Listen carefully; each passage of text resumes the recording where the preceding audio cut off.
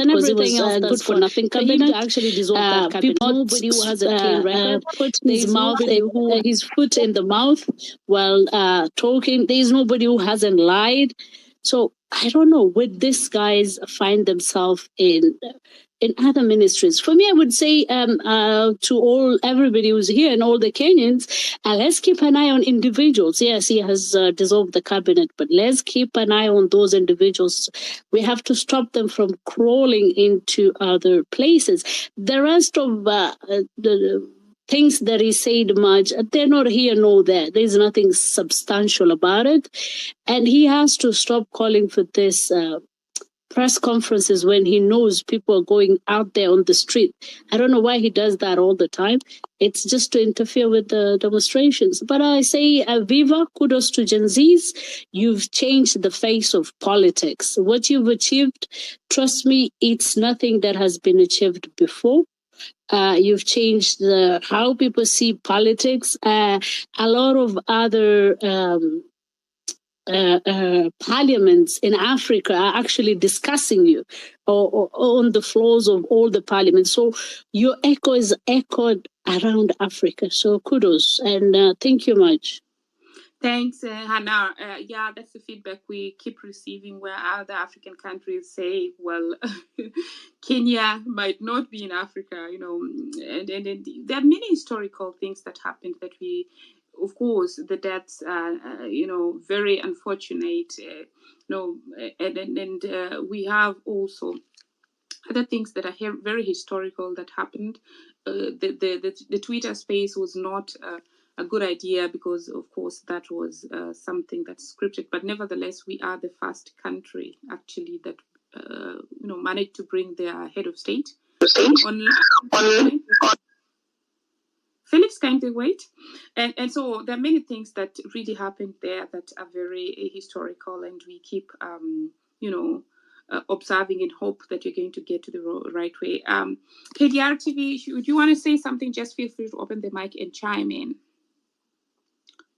Thank you so much. Generally speaking, Maj and Madam Hamna Ali, thank you for your insights and your contribution. What we are looking forward is a just society. Sorry. We are looking for a just society. Right now, as we are speaking, there are some young men who are abducted from Isiolo. I don't really have their information as we speak today. And we really need to know where those gentlemen or the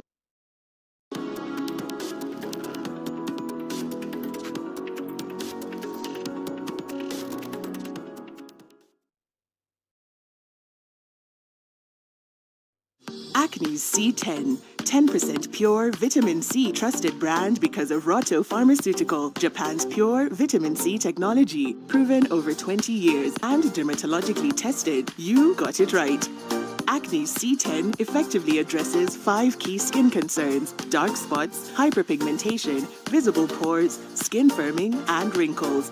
Amazing penetration. Quick results in 4 weeks. Enjoy radiant, firm, and glowing skin with Acne's C10.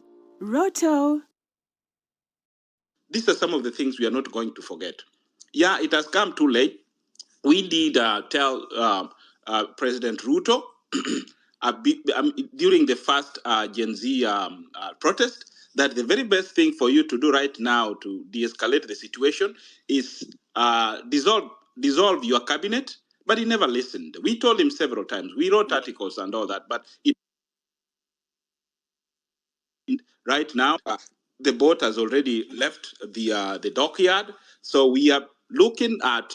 We are stepping on his doorstep to tell him just to ship out. So it's too late right now. So Gen Z's, congratulations, you guys. We need my request is that all the comrades who died, we need their plaques in Parliament. We need their names to be inscribed somewhere. Before anyone actually enters Parliament, is supposed to see that Rex died fighting for justice, because that is why we have Parliament. Parliament is there to fight for the justice, to make laws for people to thrive in a country. So thank you very much. I'll be giving an elderly approach or advice as we continue with this particular discussion. So any questions, Marge, I'm ready to answer. Thank you so much. And now we proceed to Engineer, and then to Engineer Eric, and then to 54 for life.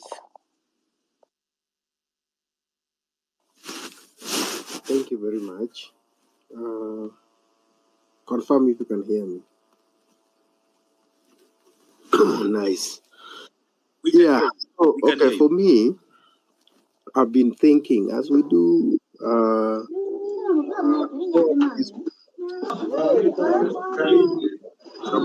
I think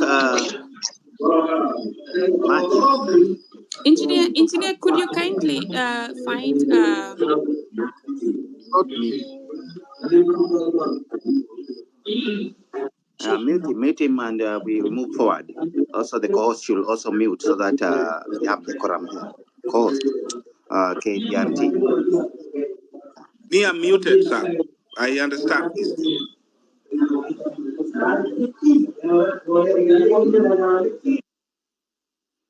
It was actually Stephen who was not muted. Stephen Njogu, I've muted you now. So, engineer, kindly proceed. Can you hear me now? Yes. But it was not my house. That was not my house. I know it was Stephen. So, kindly proceed. Yeah. So.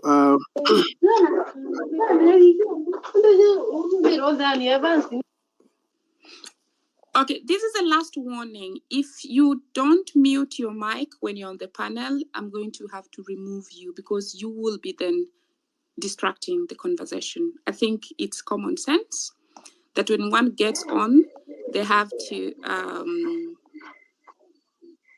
mute your mic. So you don't mute Michael, it. Marge, it's Michael, and he's still on mute. I think it was the noise was coming from Michael. Okay, so 254, engineer, proceed, and then 254.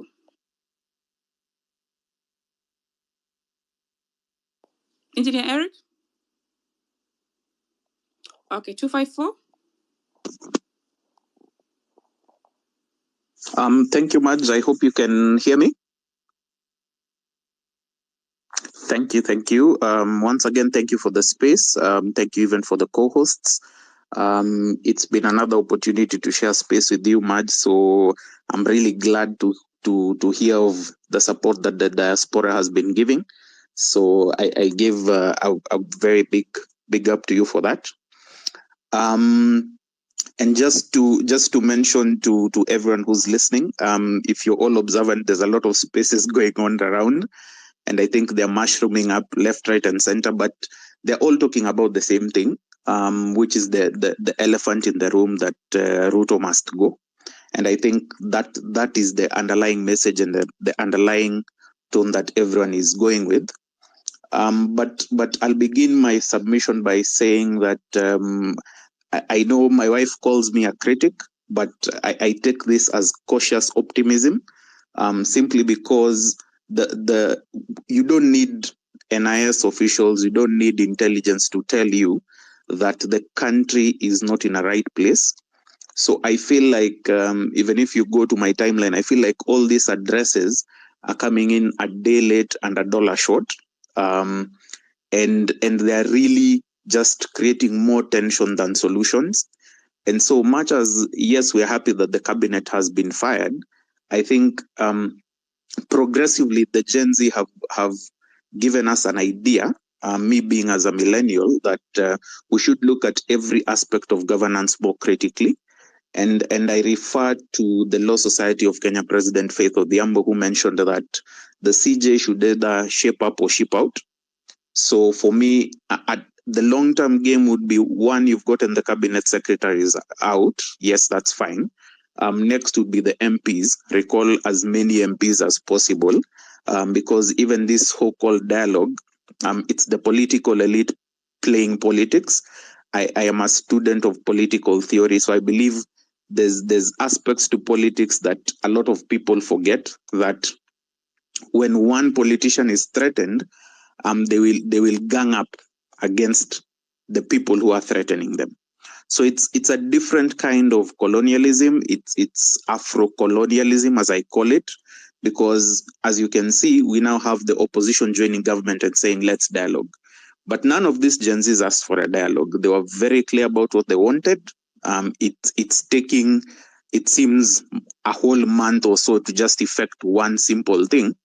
And so I believe what Ruto is doing is just measuring the scale, now that the Gen Z had called for a mass protest on the 16th, that he will dissolve cabinet and read the room again, see if the temperatures calm down. But I think every one of you can see that there's another call for, okay, we've sent them home, but we need to audit them. We need accountability. Even as much as they are gone, we need to audit them.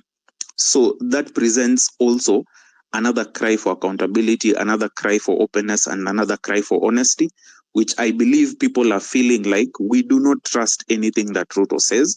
And that is the temperature in the room. And so I'll end my first submission there. Hopefully I'll get the mic again. But I'd like to hear what other people think, because I'm cautiously optimistic, but I'm also happy that progress is being made one by one.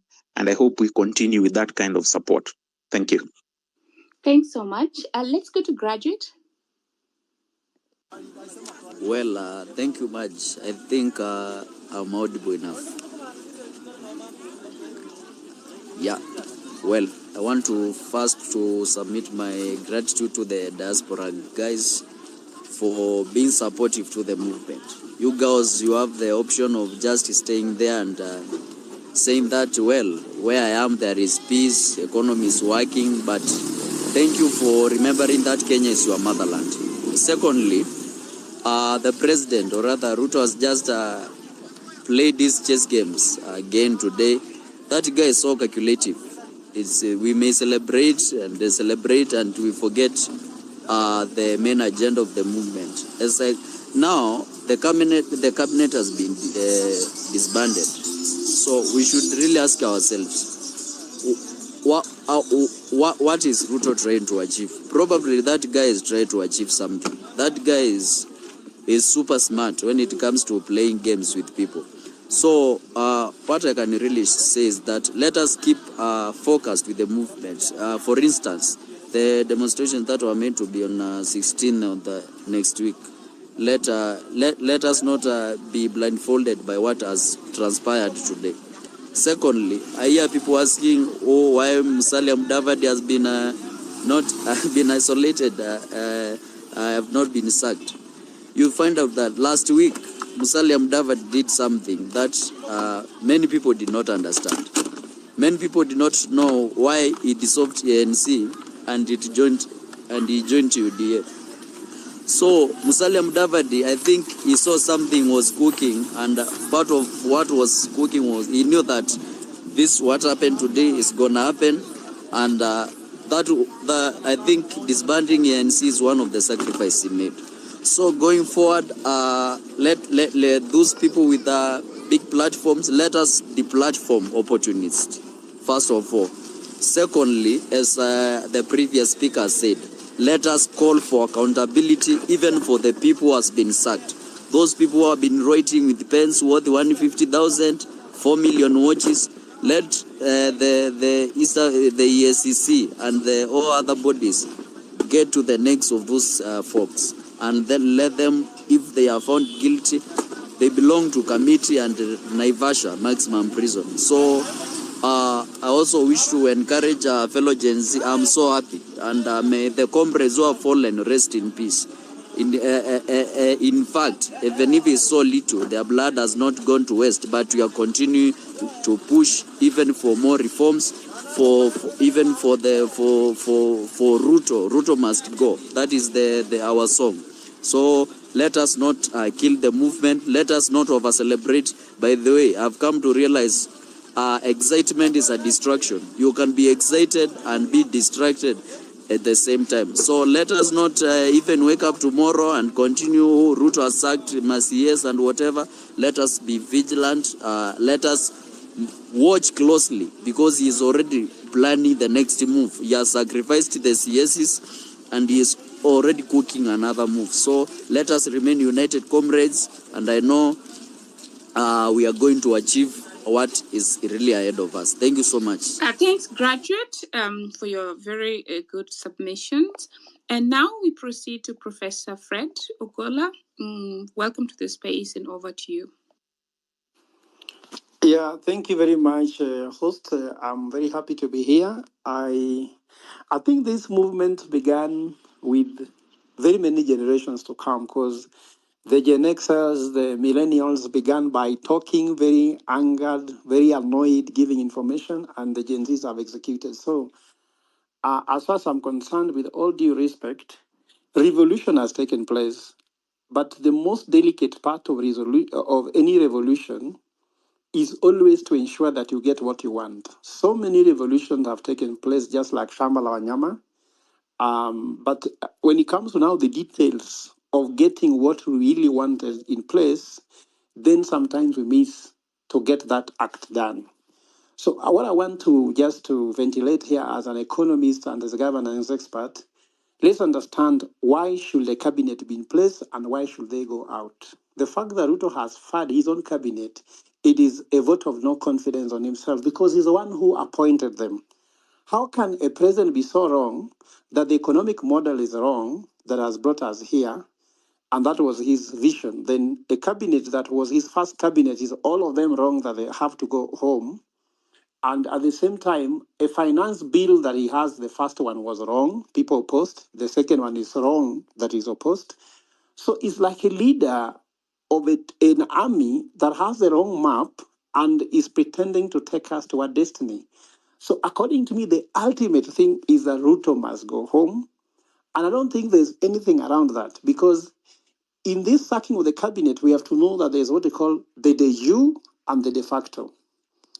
The cabinet he sacked has never been the de facto cabinet. I've always said this in the media, that the de facto cabinet are shadow cabinets who are sitting there and making all the decisions. That's why even if the de jure has gone home, the de facto will continue with the corruption, will continue. So I'm being concerned, how much corruption, how much theft, how much accountability, lack of it, will be taking place as the de jure goes home, because there's no one to blame. Guys, since we lost all the monies, Auditor General says we cannot account for 1 trillion shilling that was borrowed the other day. What's going to happen to that money, even if the cabinet are not there?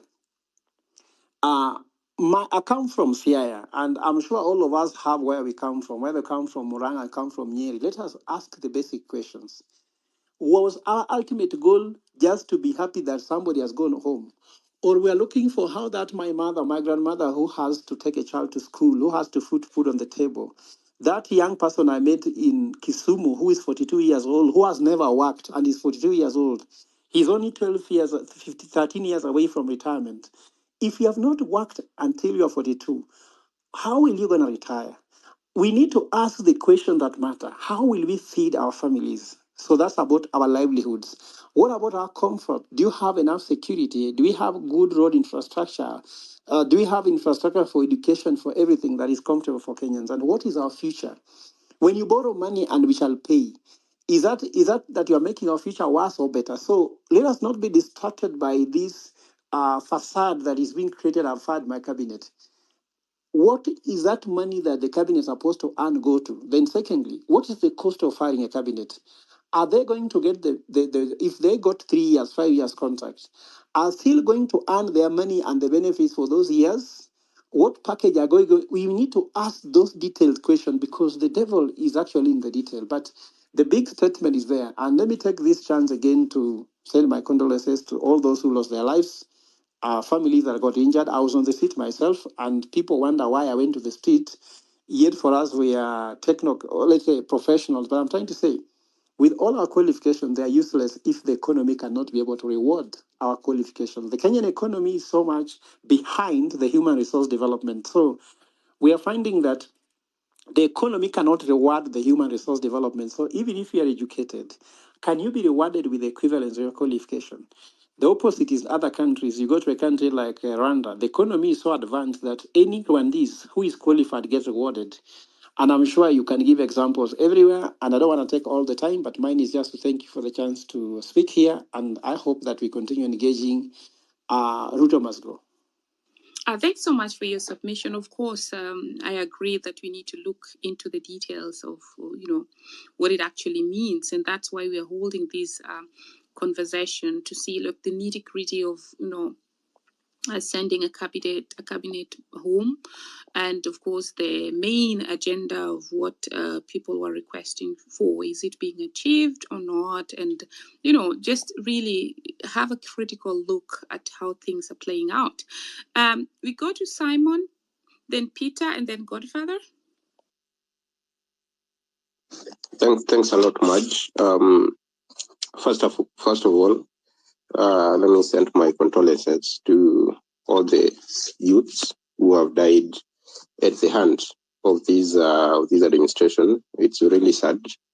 And secondly, I think firing the CSS is a really good step from the president towards addressing our issues that you raised. I think there are quite a couple which are still outstanding, and we should continue pushing until all those issues are achieved. First, and then again, honestly, I've never been a fan of this government, and more so the leadership of UDA. If you look at the cabinet minister or secretary for education, it reached a point I asked the guys who have children who go to school, if the cabinet secretary of education wakes up and tells you, we are going to open school today, are you going to trust his word, or you have to go and cross-check from other sources? That is where this government had taken us, where you can't trust any government information from the minister. Like, that was quite a high level of mistrust.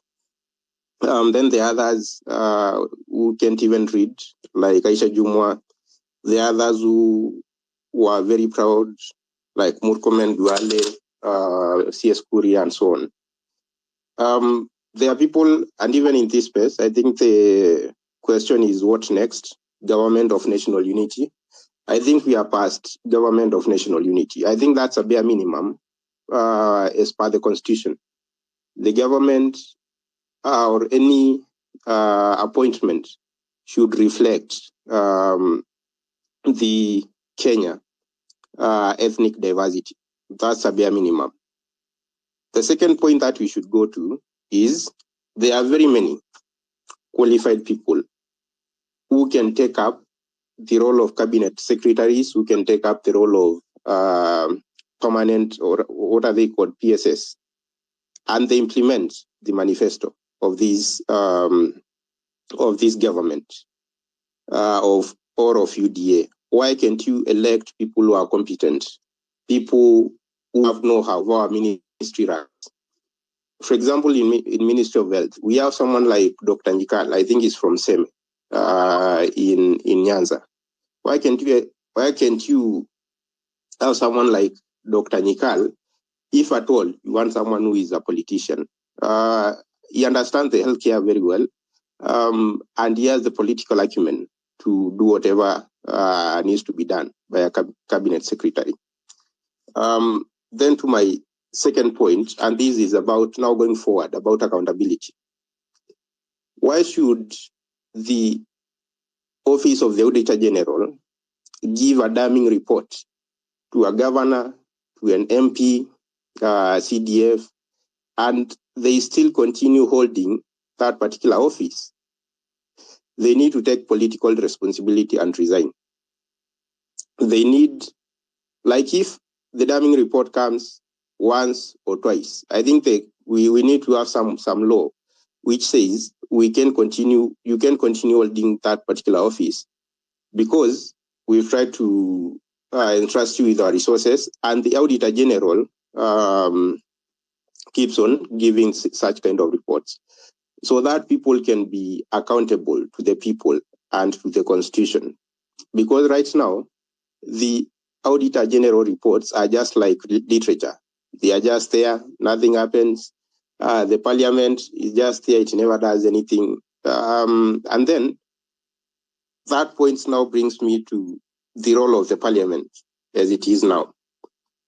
Because the role of Parliament is threefold. One, it's representation. 2, it's legislation, and 3, it's oversight.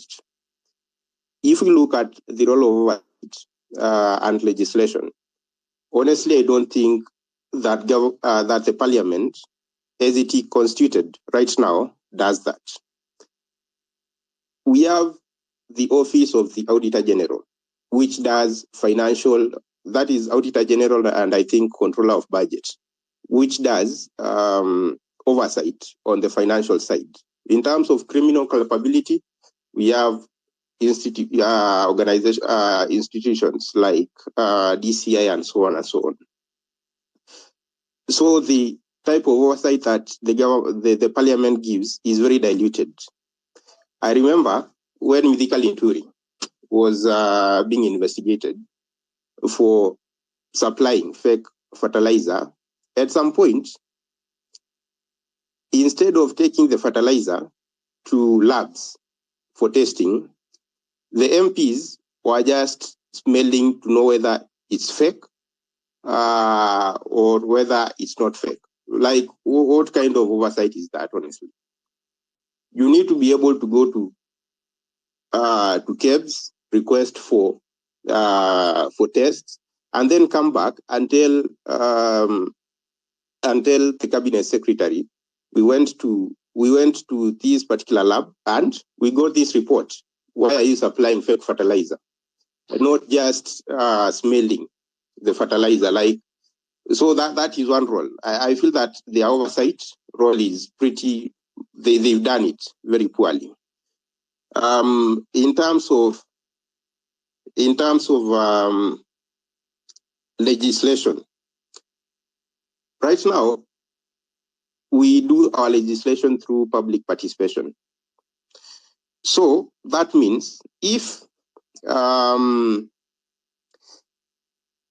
parliament wants to do a proper legislation, they need to pass those laws through the people who elected them.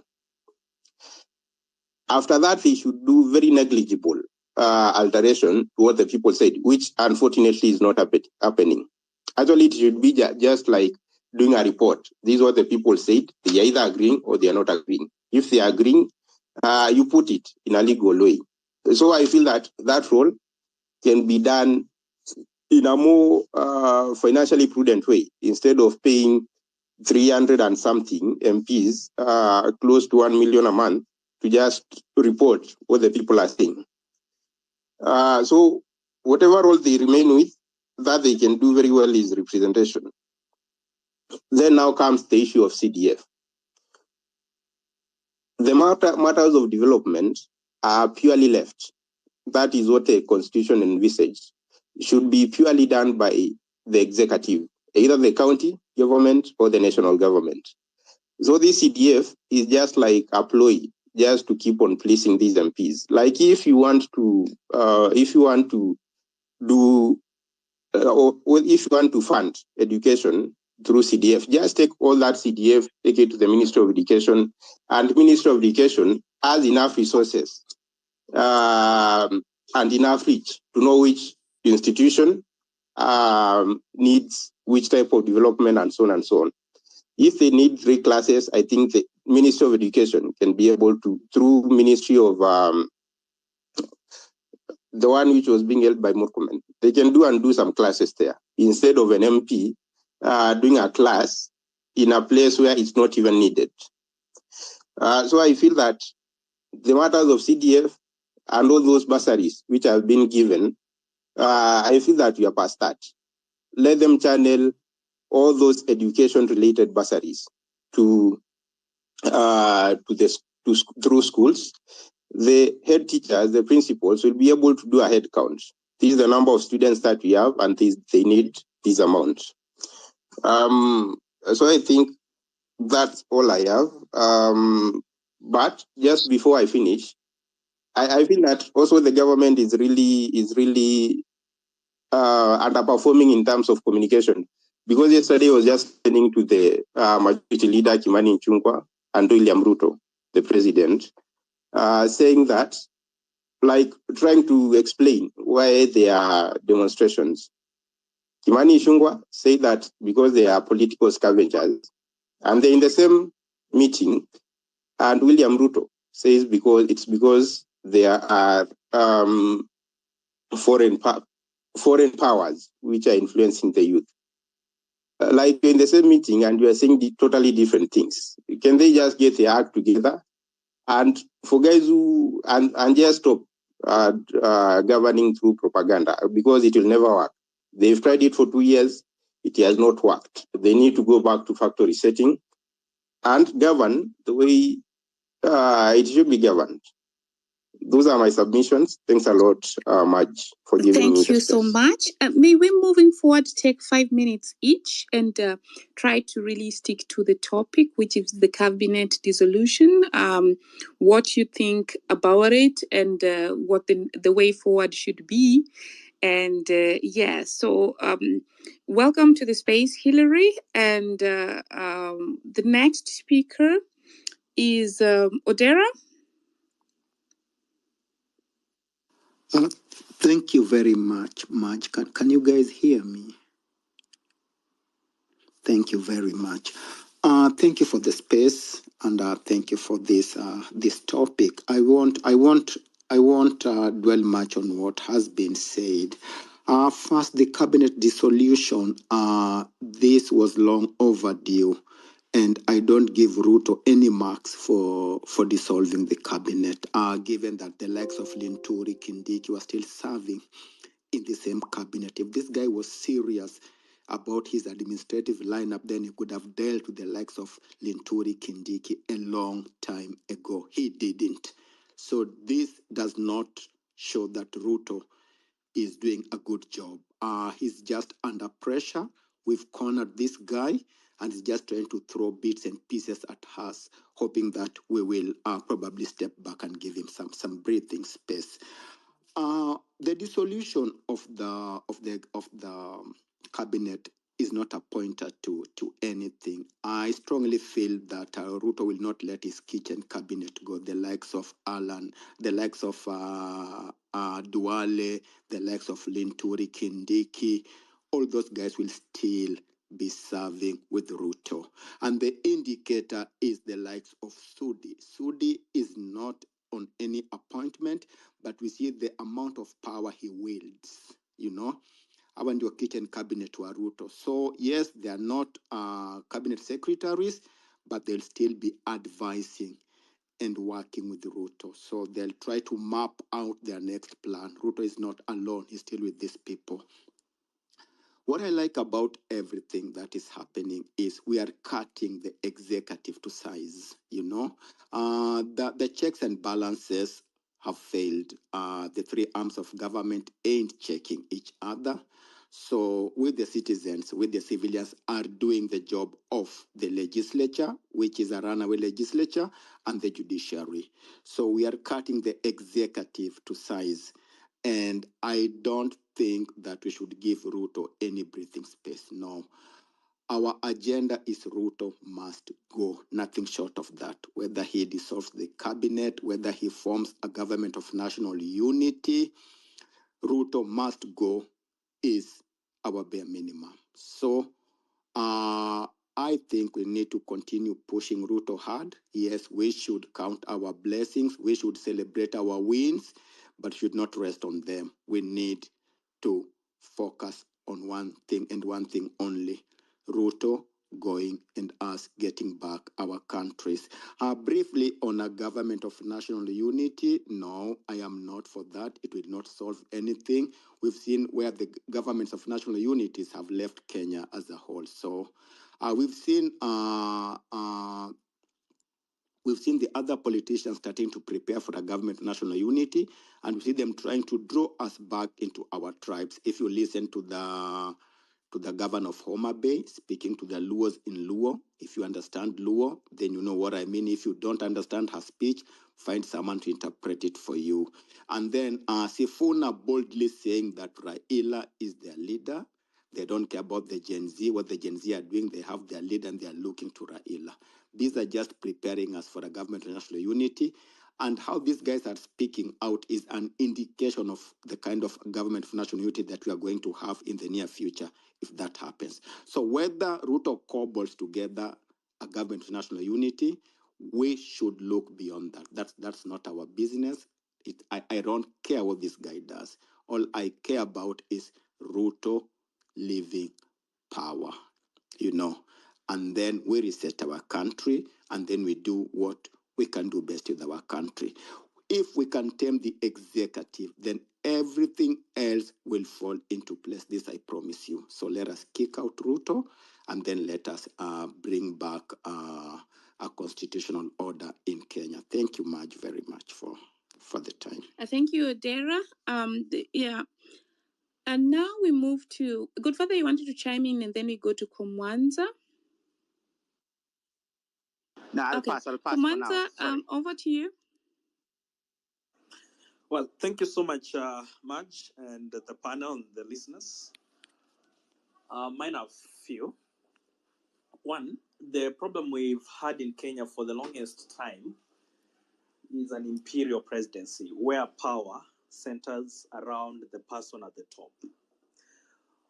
In all the constitutional making processes from 1963 to 2005 referendum to 2010, that has been the problem, wanting to dilute the power that centers around the presidency and devolve it.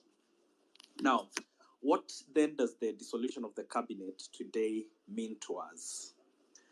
Ruto is still the president. Ruto is still an imperial president. He gets to appoint his cabinet at any point. We do not have the criteria. He will decide tomorrow to appoint some guy from a backwater village in his rural home to the cabinet tomorrow, once this tide of protests has died down, and I don't know if we'll be able to come back and keep him in check. So the point here is that we shouldn't lose sight of the big picture, what we set out to do. Those who play chess know that when the king is cornered and he's been checked, but not checkmated, when he's been checked, sometimes he sacrifices a few pieces that he does not find valuable so that he at least gets a way to maneuver out of the check. And then, so when possibly gives you the queen or maybe a knight or a rook, that's not the end of the game. He still gets to maneuver around and he can beat you. This is that point when the king, who is Ruto, has been checked but not checkmated.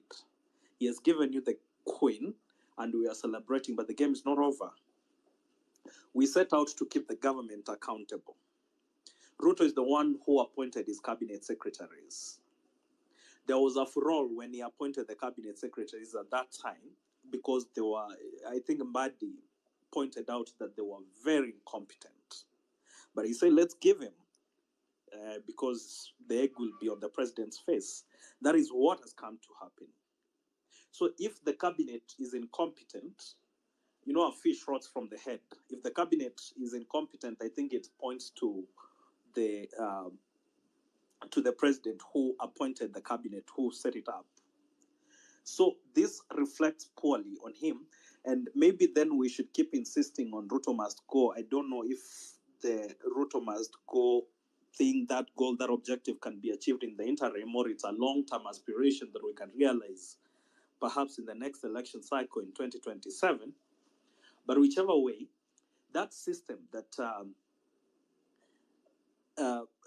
where the president gets to appoint his cronies to cabinet and other very sensitive and Step out in confidence and try Nivea Nourishing Cocoa Body Lotion, now with 5-in-1 Complete Care. Agitated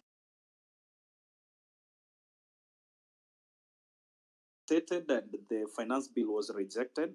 We agitated, the cabinet has been dissolved, but we have not been able to consolidate this gain so as to, as let me not call it Gen Zs, because I think this movement rather transcends any particular demographic.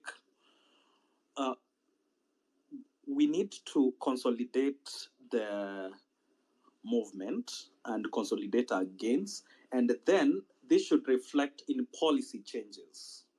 Could it be an amendment of certain loopholes that are in the constitution or in any laws, so that we do not get back to this position again, because the cost of the gains that we've had is very high. We've lost a number of people, 40 or so.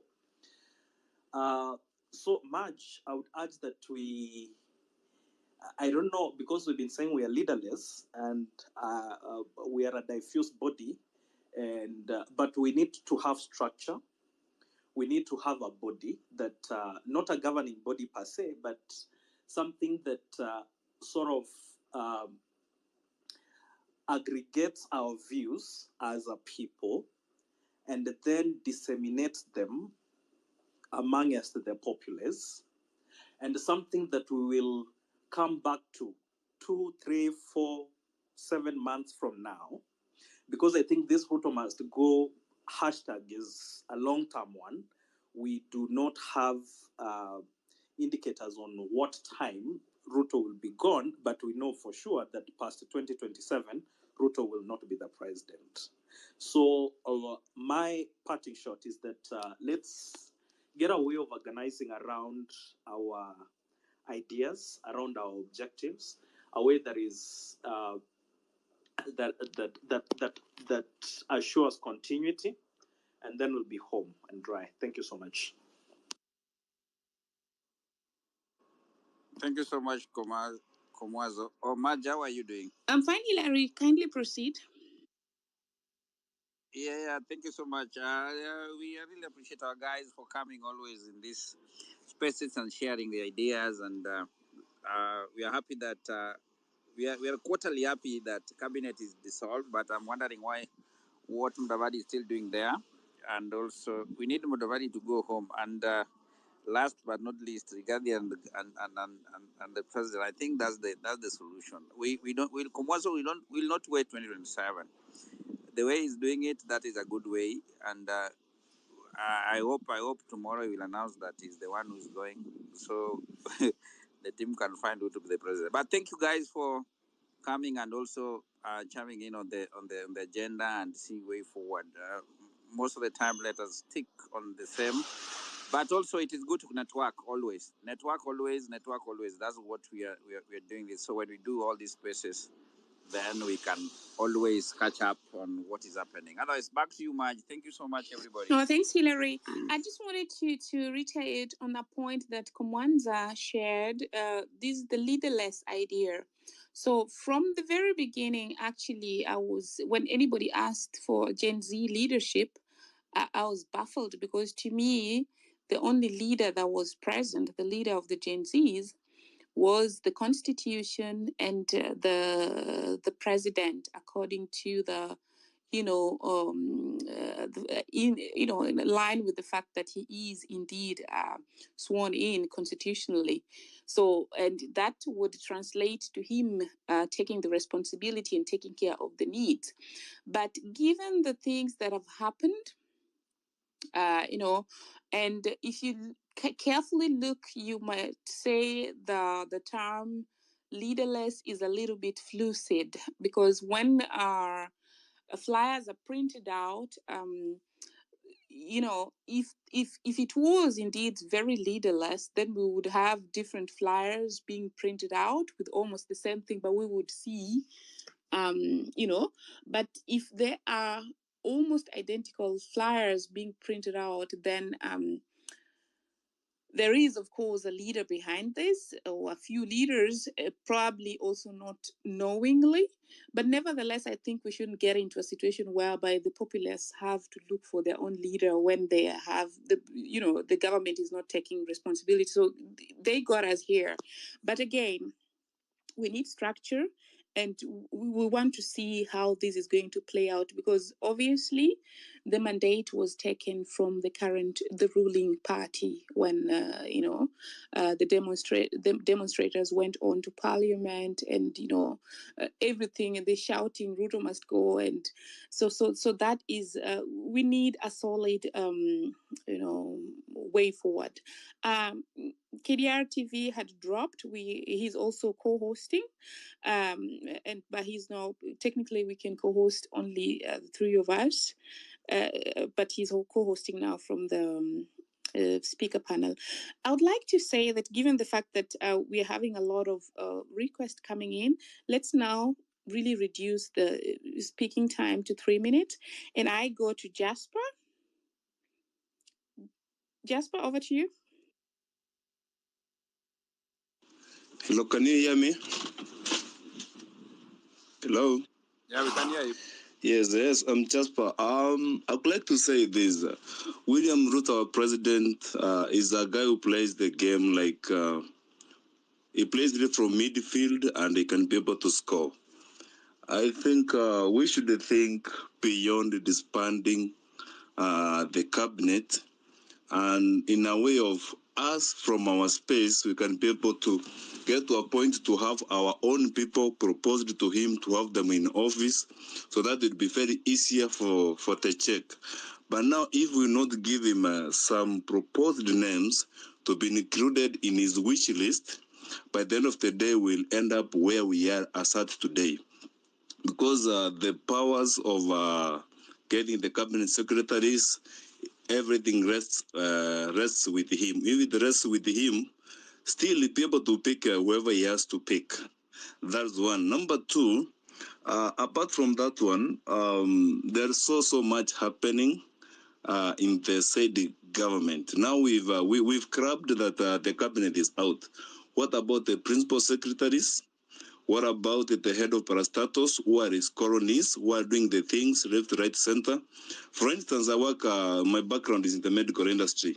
Can say for free, we are extremely suffering, and HIV isn't paying. Even the information given from NHIF to the contributors, the meters in hospitals, we fight each and every day.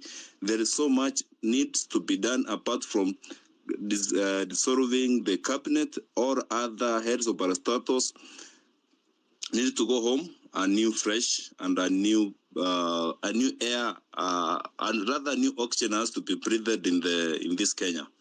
That's my time. Thank you. Thank you so much, Jasper, for keeping within the time. Let's have a lady now. Esther, please.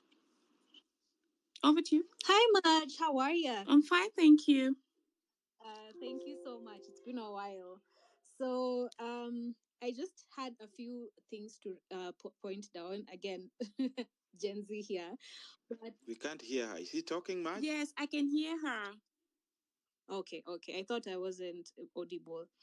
So the first thing, when it comes to the dissolution of cabinet and what next, I do not think we are even halfway there yet. The president made a good gesture of, dissolving the cabinet and whatnot. But now the next thing that needs to happen is we need to pressure EACC to really probe and investigate those people who are those cabinet secretaries who have been sacked. Now, that is because we want to also set a precedent for the next CSs who come. They need to understand that they don't only work for the president, they work for the people. And for the people to tell you get out, it's not just get out and, steal all the money you can and leave. It's steal all the money you want to steal. But at the end of the day, remember that we will come for that money, come rain or sunshine. So the next thing is we need to do now immediately is let's not stop the pressure from there. Like, let's not just celebrate. Yes, it's a win and whatnot, but let's not just celebrate that it's happened. We need to also make sure that EACC completely follows up and probes and investigates all these allegations that have been happening, the reports that have come out, and the billions that have been lost, because that's still government funds that still need to be accounted for. And then the other thing that now we need to do, I'm not for GNU really, personally, given that the president always appoints cabinet secretaries after parliament has approved, then we now need to go to parliament.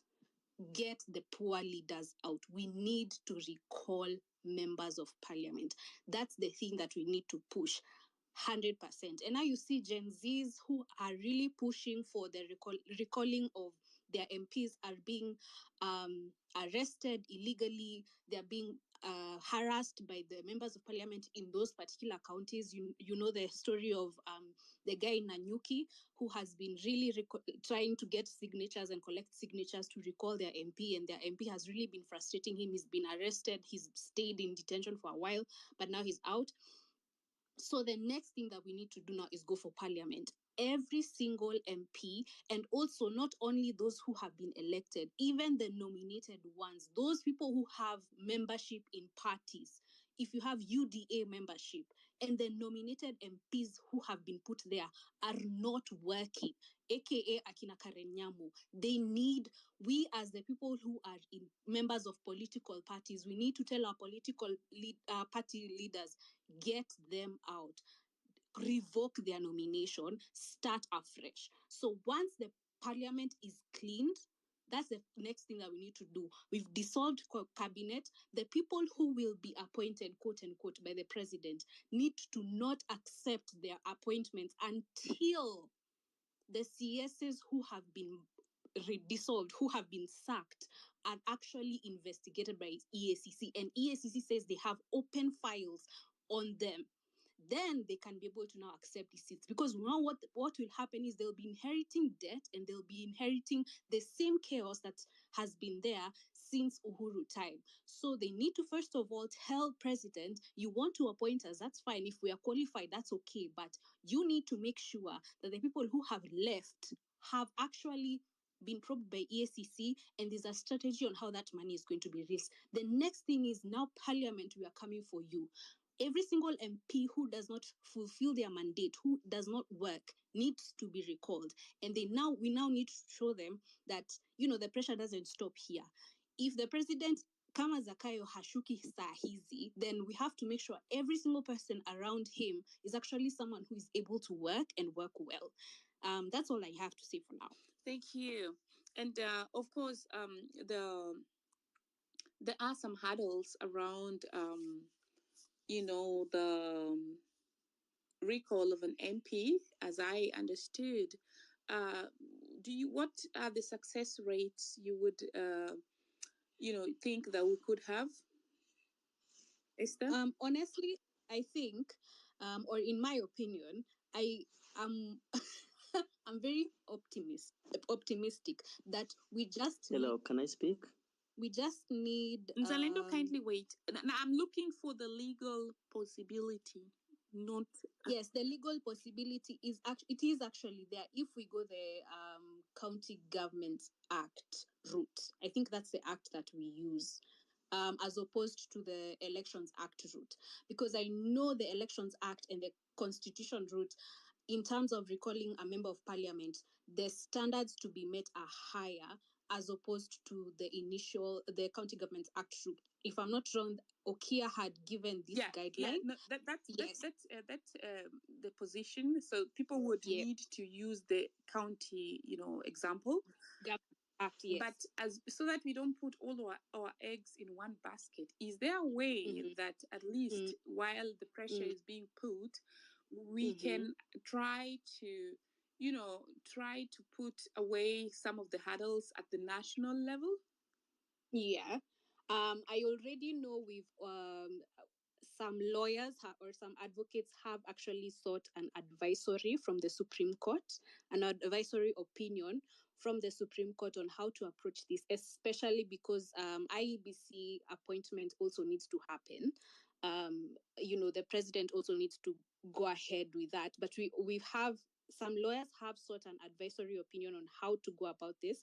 But I think now, with the members of parliament already feeling the pressure, that's enough for now. But now, given the executive has already has got the heat already, maybe that's the first route we can take, and then now continue insisting on them, on the EACC really probing them and really investigating them. But now, because it's so much easier to deal with the members of parliament that we have, you've seen very many people going to the at the grassroots level, going to the offices of their MPs and actually demonstrating and telling them, we don't understand what you're doing that is helping us. I think even just telling them at the grassroots level, this is what you're doing wrong, and you need to wake up and smell the coffee that we are not happy with it, that's enough. Then now, when it comes to us getting there, because now, remember, the wheels of justice turn a bit slower than we expect them to. Getting the advisory opinion from the Supreme Court will definitely go a long way on how to advise us as advocates and also as Kenyans, how to go about holding our members of parliament accountable.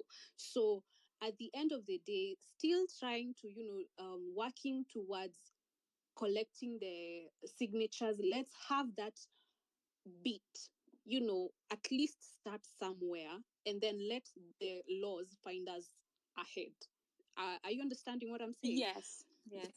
Start the processes, start the routes, and then where the laws find us, where the advice finds us, or the advisory opinion finds us, then we can proceed from there. Because it's better if we start off with the signatures.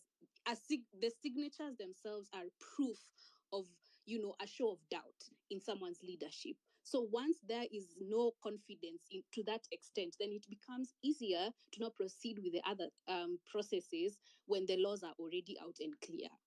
Yeah. So just a final question. So you mean to say, because as I understood, we would need to, one would need to file a petition first, and then collect the signatures. The signatures, yeah. Yeah. You can still file the petition while with the signatures as well, and just present them to IEBC as one. But now you see, now we need to make sure first of all Oh, she dropped while speaking mid-air. I'll check on her. But as she comes back, I have a question to you, Professor.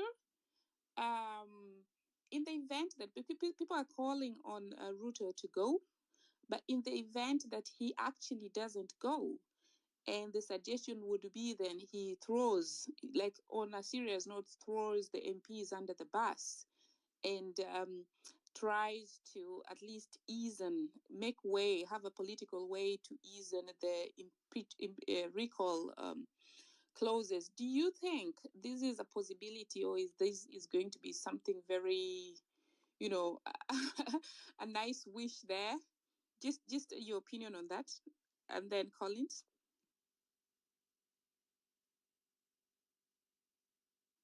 I think Prof didn't catch my question.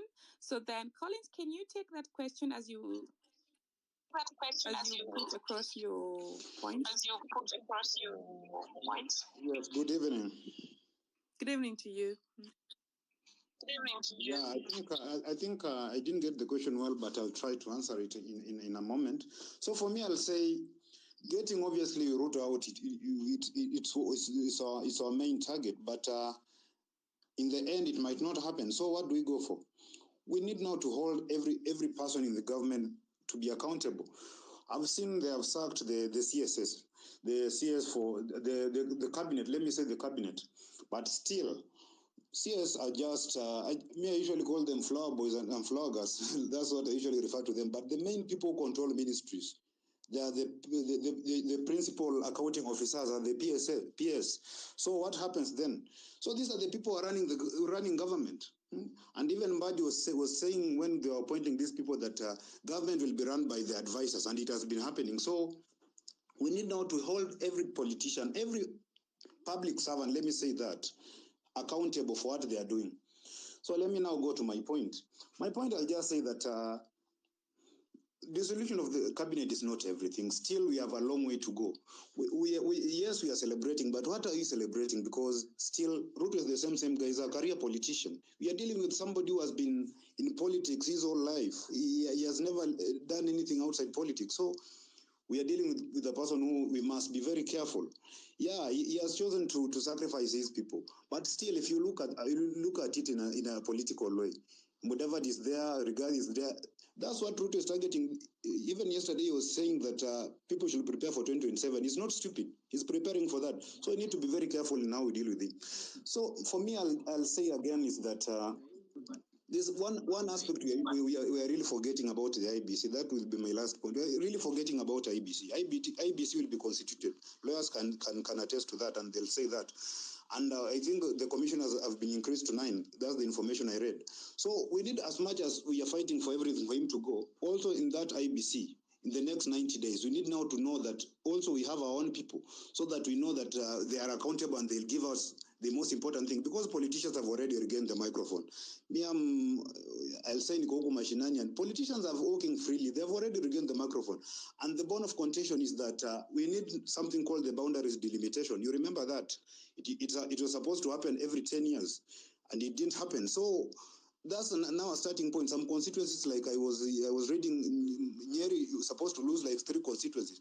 So many people will abandon us when we reach at that point, because they'll be saying that I cannot, my constituency should not go. So we need to be be smart in how we approach those things. So that's what I'll say. And I think going forward, government of national unity won't work. And even if it works, what is the end plan? So that's my take. Thank you so much, Collins. And Esther, I think you are finishing before you drop. Just take 1 minute to land, and then we go to the next speaker. Okay, yeah, I think what I was trying to put across, or the point I was trying to put across, is we need to be able to start the process now. Like, just start the petition, file the petition, not even really file, or come up with it, and also collect the signatures. Let them know that we are actually doing it. And then now, when the laws are actually clear and IEBC is properly constituted, it's not a matter of months or weeks that we are running around doing this whole process. It's actually being done, and it's there and immediately happening. And then I think the last thing that I had completely forgot to tell you about is something that we are also not really doing, or we're not really focusing on right now, is really educating the masses. Civic education is our biggest power right now, and that is the reason why this whole mess started. When we started teaching, because I am personally a teacher, when we started teaching people about the finance bill, this awareness itself is actually the reason that sparked the curiosity of the whole country. And now, investing in that more, teaching people the law, what it says in their own language, breaking it down to the language that the common Mwananchi actually understands. And then now having people even, analyze and tell them, this is what your MPs promised, this is what is in the constitution, this is what they have not achieved, or this is what they have achieved.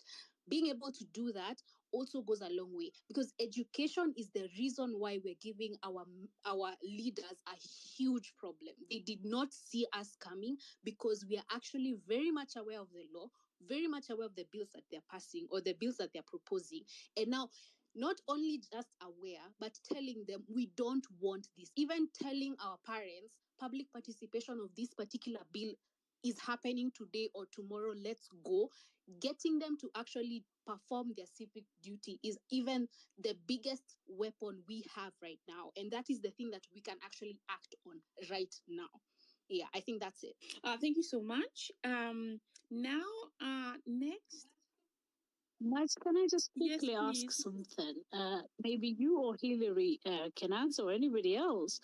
I was just looking, right, Kwanza aliambiwa, he was warned about the cabinet.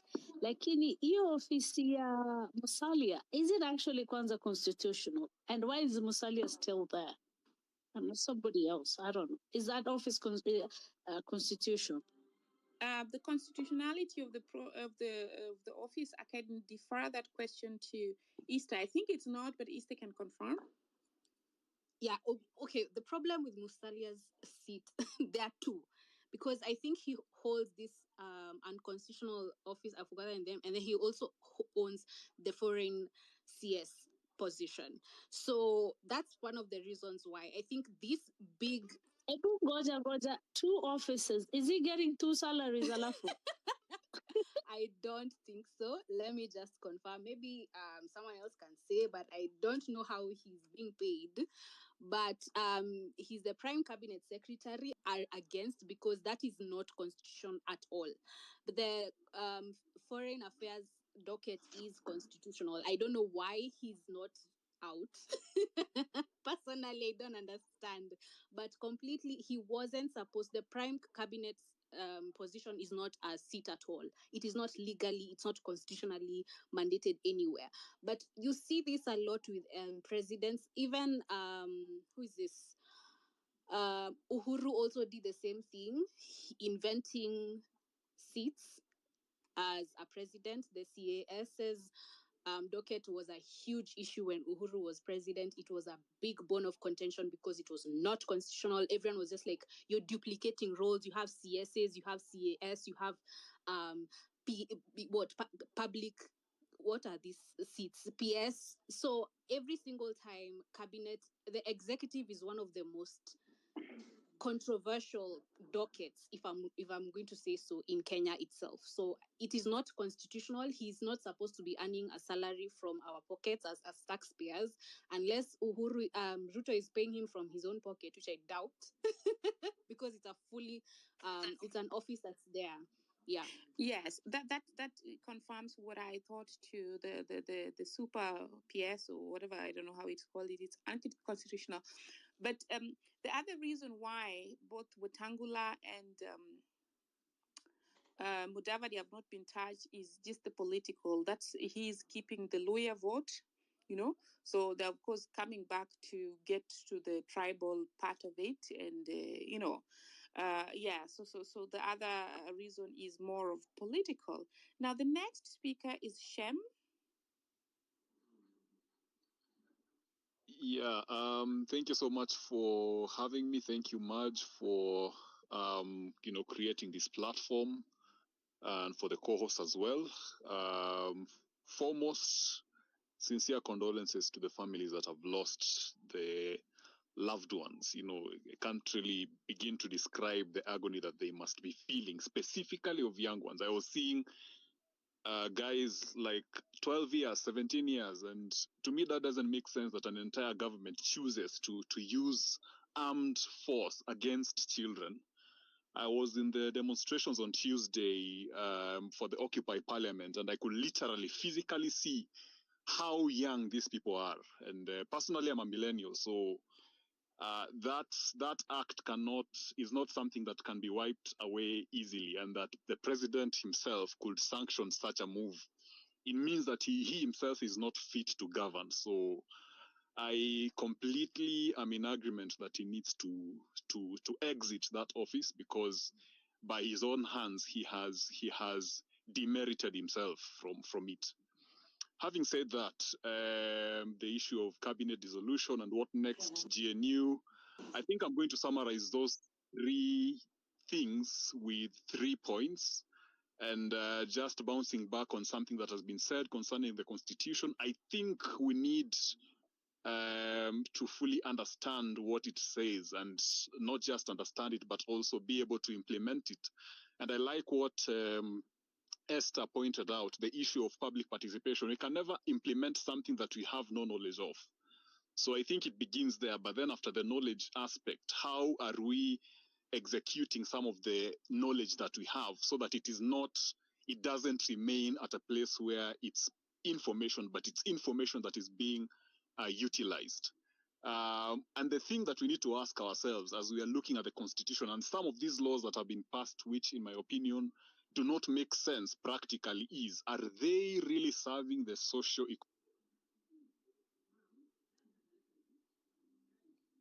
I cannot hear Shem. I think somebody called him. Okay, now can you hear me? Hear you. Now I can hear you. Yeah, I can hear. Okay, I don't know at what point I went off. Let's say 2 to 3 seconds before. So you were talking about implementation. Yeah. Oh.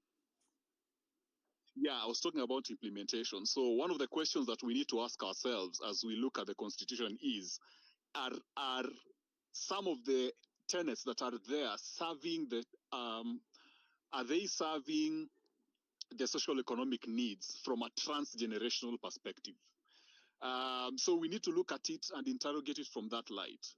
Is everybody benefiting, or is it just a particular class or a particular generation benefiting? So when you look at the constitution, that's one of the first things that we need to consider. And then we can be able to comprehensively weigh into the different elements of whether or not we are going to need particular offices or whether or not we are going to need particular departments within government. That will solve that question. The other thing, I am going to give an example that I had sometime in 2022 and last year. I was okay. Echoing. Anonymous. I've muted Anonymous. Just continue, Shem. Okay. Shem, go ahead. Okay, thank you. So in 2022, I'll give two examples of something that I experienced. And 2022, I had the opportunity to be in West Pokot doing some program work for food distribution. And one of the things that I had on the ground by the people in Pokot is that the people from Marakwet had been armed by the CS for Interior. Specifically, initially they used to do cattle rustling through their own traditional means. But now the CS armed about 450 people with guns, so that on the guise of trying to maintain security in the West Pokot area, or to try and protect the forested areas of that place. The question that they were asking themselves is, if one community is armed, what happens to these other ones? It means that there was an internal genocide that was ongoing between two communities under his watch. So that in itself is a complete disregard of the safety of the citizens, and it shows a sense of redundancy, because if this yes is doing that, then what happens to the two governors who are supposed to be responsible for their own citizens? Another example that I want to give, sometime last year, I was also again doing some food distribution, in a place in Kilifi, and we were calling officials from the county government and the national government into that particular event, doing some awareness about environmental issues.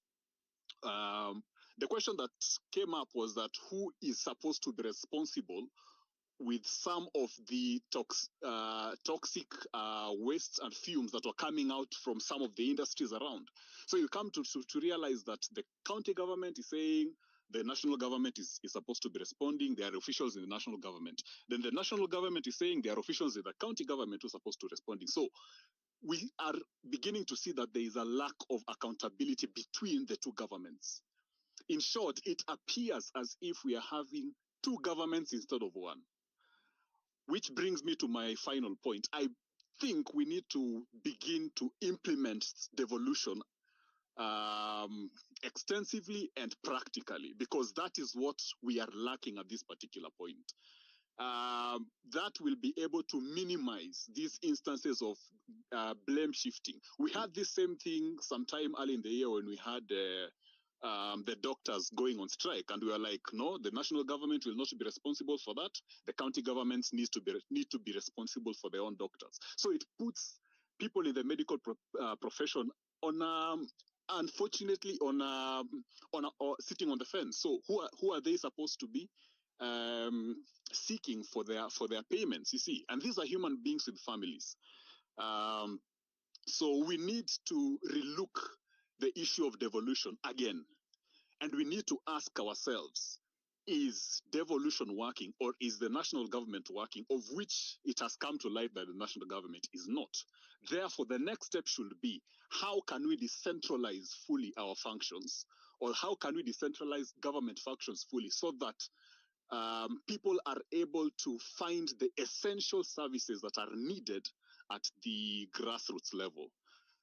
In closing, as I hand this over back, we need to look at how can food be decentralized? How can shelter be decentralized? How can health be decentralized? How can education be decentralized? How can opportunities be decentralized? Because ultimately, as we vet the constitution, as we vet these officials, we need to ask ourselves: are we able to benefit from these services to the point where it can meet the need for our own development, which will ultimately accumulate into the national development? So I think I will pause at that. Thank you so much for your submission. I see KDR TV. Go on. You want to say something here? Yes, thank you so much. Let me also chime in and give some brief history about the constitutionality of the IEBC. As we know, from the 90s, we've been really having so many hurdles in constituting a wonderful or a good IEBC, which is impartial, non-partisan. The problem we have with the IEBC is the politicians. A politician wants to put his or her preferred candidate to protect his interest. What we really need to do right now as Gen Z, millennials, and the X generation is to look at the real picture about constituting this particular IEBC. My concern or my input should be the people, the Cherera 4, who are hounded out of the office because they had issues with Kenya Kwanza regime, or they had problems with Ruto. Those people should actually be compensated and put and requested to come back to the office, so that we can look for one or two more how do I call it, two more commissioners, so that head should actually start rolling, especially our MPs. The other option should be we have a snap election. But the problem we cannot have a snap election without having IEBC. So we are still in a quagmire. We cannot go and borrow some people from elsewhere, or Uganda or Rwanda, to come and actually conduct our election. The problem again is about the money. So as we continue to deliberate on the way forward, let's all look at the technicalities which might not actually, or might hinder us to achieve our desired goals. So if Gen Z can demand that the people who are hounded out of the office because they were not friendly to the regime to be returned back to the office, because there is totally nothing. They never did anything wrong for them to be hounded out. And you understand that the parliament was basically a rubber stamping parliament. Whatever Ruto was saying from State House, that is exactly what was being effected in parliament. So we should demand that these people should come back to give us an easier time for us to continue. Another issue I'm having with the NADCO report is that the NADCO report, yes, wants to have an IBC, but that IBC is basically how do I call it? A dialogue between Kenya Kwanza, Azimio, whatever. It's not about the Kenyan people. We want an IBC which is particularly going to play a role, or a critical role, in ensuring that we have a critical election. Critical election is not supposed to be about politicians, but having good systems in place. So let those people actually come back. If we have good lawyers like Otiende Amolo or whatever, just mentioning a name, I'm just throwing up a name, let them go back to parliament, write a law requesting for Cherera 4 to be reinstated back to their office, to give us at least a leeway for us to even start recalling these MPs. Or we demand that Ruto should call a snap election. If we have a snap election, I'm telling you, we are going to drain the swamp, and you really, Kenya will move forward without any other problem. The other thing which people are still grappling is about the readerless or whatever from Gen Z. Let it continue being readerless, because if we surely, as most people have opined here, if we have number one or number two or whatever, those people will definitely have their level best, or they'll try using the NIS to go and arrest, abduct those leaders, and things actually will change. Don't think that Ruto is happy. Most people think that whatever he's doing it willingly. He is really hurt. I don't think that these MPs also who are in parliament, who are really having the heat, don't think that they are happy. So if we give them an opportunity for them to decide for us, even the commissioners, still we are going to have problem, because they are having the powers. They are the ones to vote. They are the ones to tell us this is the person we have decided. So there's nothing much actually. We'll continue again making a lot of noise, but unfortunately now the crackdown will continue. And the other thing is we should demand for the police who killed our innocent children to be apprehended and put back in, put in prison. Even Kindiki himself must account. That is what I'm actually trying to tell you, gentlemen. And the other thing is, somebody was asking, I think it's my wonderful sister, Hamna Ali. Mudavadi is drawing two salaries. One of it is for PS Foreign Affairs. PS, not PS, but Cabinet Secretary Foreign Affairs and Prime Secretary. Yes, he's drawing two salaries and constitutionally. That is the fact which we have on board. Thank you so much. Thanks so much for your submission and for the clarifications.